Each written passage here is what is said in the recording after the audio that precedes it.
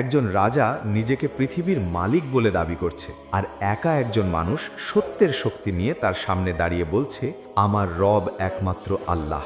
ইতিহাসের সেই সাহসী মানুষ ছিলেন হযরত ইব্রাহিম আলাইহিসসালাম। তিনি মানুষের বানানো মূর্তি পূজা মানতে অস্বীকার করেছিলেন এবং সবাইকে এক আল্লাহর দিকে ডাক দিয়েছিলেন।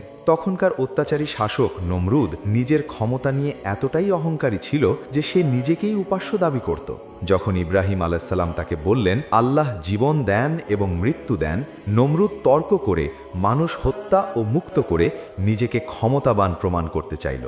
তখন ইব্রাহিম আলাইহিসসালাম বললেন, আল্লাহ সূর্যকে পূর্ব দিক থেকে উদয় করেন, তুমি যদি সত্যিই শক্তিশালী হও তবে পশ্চিম দিক থেকে উদয় করাও। এই প্রশ্নে নমরুদ সম্পূর্ণ স্তব্ধ হয়ে যায়। সত্যের সামনে মিথ্যার শক্তি ভেঙে পড়ে। অহংকার মানুষকে অন্ধ করে দেয়, কিন্তু আল্লাহর উপর ভরসা মানুষকে সাহসী করে তোলে। এই ঘটনা আমাদের শেখায়, ক্ষমতা নয়, সত্যের উপর দাঁড়ানোই প্রকৃত বিজয়। তাই আজ নিজেকে প্রশ্ন করুন, আমরা কি সত্যের পথে আছি নাকি দুনিয়ার অহংকারে হারিয়ে যাচ্ছি? আল্লাহ যেন আমাদের সত্যকে চিনে তা অনুসরণ করার তৌফিক দান করেন। আমিন।